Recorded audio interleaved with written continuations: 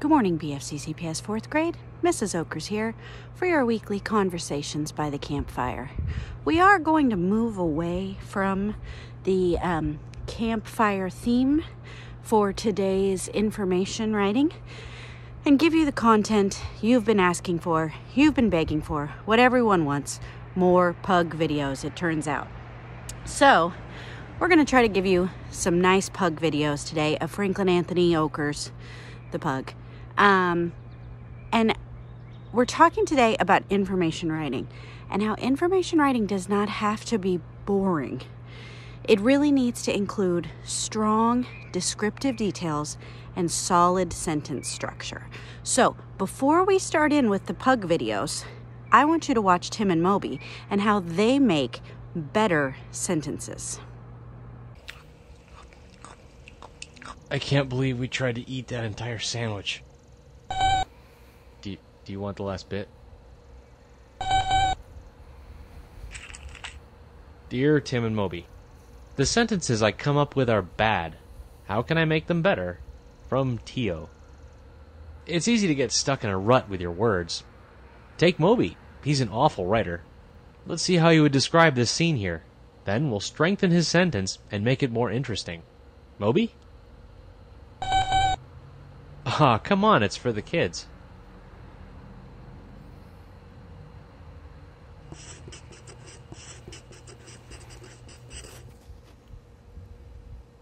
The very big sandwich that had been half eaten by Tim and Moby lay on the table that Tim and Moby were sitting at. Wow, this is probably the worst sentence on the planet. Let's see if we can fix this monster up. First of all, it goes on forever. Long sentences can be confusing and boring. Let's see, where can we chop this? Do we really need to say Tim and Moby twice? Repetitive or redundant wording makes sentences sound awkward. The very big sandwich that had been half eaten by Tim and Moby lay on the table that they were sitting at. Huh, that's better than it was, which isn't saying much. Hey, you know what really stinks about this sentence? It uses the passive voice. That's when you make the object of an action into the subject. See what's happening here? You don't say, the sandwich was eaten by Moby. You say, Moby ate the sandwich. The first sentence is passive. It makes it seem like the sandwich is doing all the work. The second sentence is in active voice because the subject, Moby, is performing the action. So let's get active in our example. Tim and Moby sat at the table. They had just eaten half of the very big sandwich. See how much simpler that is? Now that the passive voice is gone, the focus is on the subject, us. Well, this isn't bad, but it isn't exciting, and it doesn't really tell us all that much. We can add some modifiers, descriptive phrases or words, to make it stronger. How about, Tim and Moby sat at the kitchen table too full to move?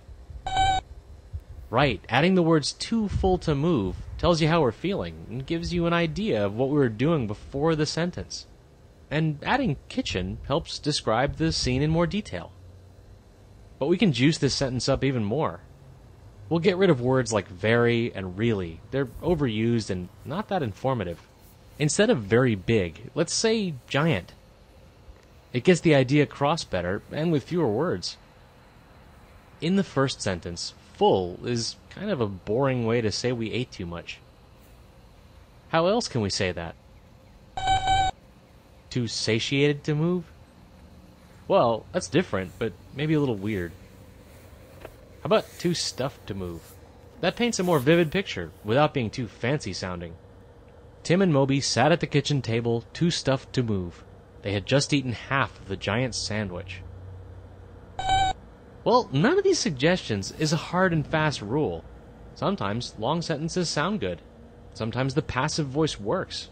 It's all a question of style. But there are a few steps you can keep in mind to improve your writing.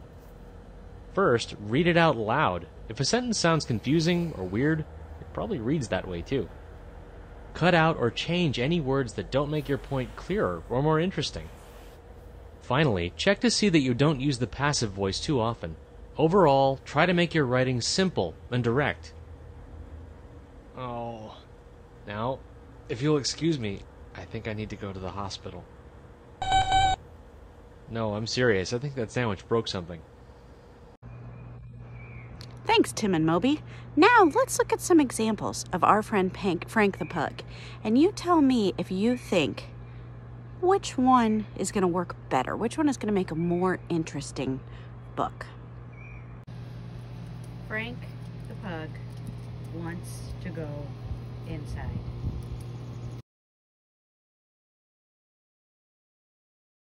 Desperately, Frank wanders as his quest to go inside and lay on something soft continues to go on. Frank the Pug wonders, will she ever stop making this video and let me go in the house? That decision is TBD. Frank the Pug thinks about taking a nap.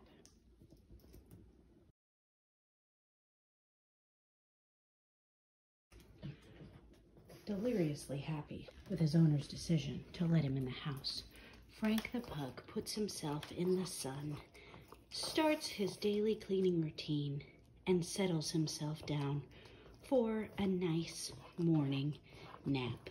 This is very typical of the species called pug.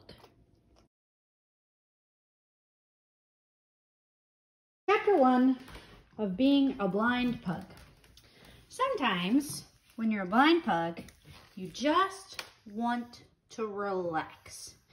You got your pad and you stay on your leash so you don't get lost in the house. And we call this the blind pug. This is the Frank Senior Center. And this is where he lives. And this is his food and his water. And he pretty much hangs out here all the time. If there's someone sitting on the couch, he goes over to the couch and he likes to sit there. But this is pretty much where Frank the Pug lives. So in conclusion, the life and times of where a pug lives. Next, sometimes when you're a blind pug, you have to go outside because even blind pugs have to do their business. Well, see, he's going a little bit off course, so you have to help him just a little bit. There we go. All right, because he can't really see, but he has the house memorized, so see here, he knows.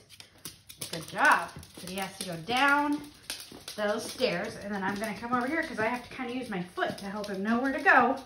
I'm the seeing eye person for the dog. Huh? I'm doing a video of Frank going outside for my information writing. And then we have to help Frank come this way because he has to go find some grass, because grass is where dogs do their business. Uh-oh, it messed him up a little bit because he saw some wet feet right here. All right, good job. Come on, Frank. You can do it. Now the stairs are a little tricky for him, but he knows it's coming. He's used to this time. All right, come on, buddy, you got it. So we just encourage him, and he made it down the stairs. Good job, Frank. So now Frank is gonna go find a nice spot to do his business, which will give him some privacy and we won't video that. In conclusion, that's how you go to the bathroom when you're a pug. Uh-oh, don't go that way, buddy. There we go. Go find some grass. Hi, BFC CPS 4th grade. This is how Frank has to ride in the car. Now, I know that there are dog seats for dogs, but Frank doesn't ever go anywhere except to go to the groomer. And today, he gets to go to the groomer and get cleaned up because he is a smelly little pug. Aren't you, Frank? He doesn't know quite what to think of this, but he has to sit in that small area so he doesn't move around because he can't see. Well, folks, that wraps it up for this week's Conversations by the Campfire. Hope you've learned a little something. I want to see those descriptive details, solid sentence structure, nice complex sentences in your information writing. That's it for me this week. Everybody enjoy a nice week, and I will see you next week.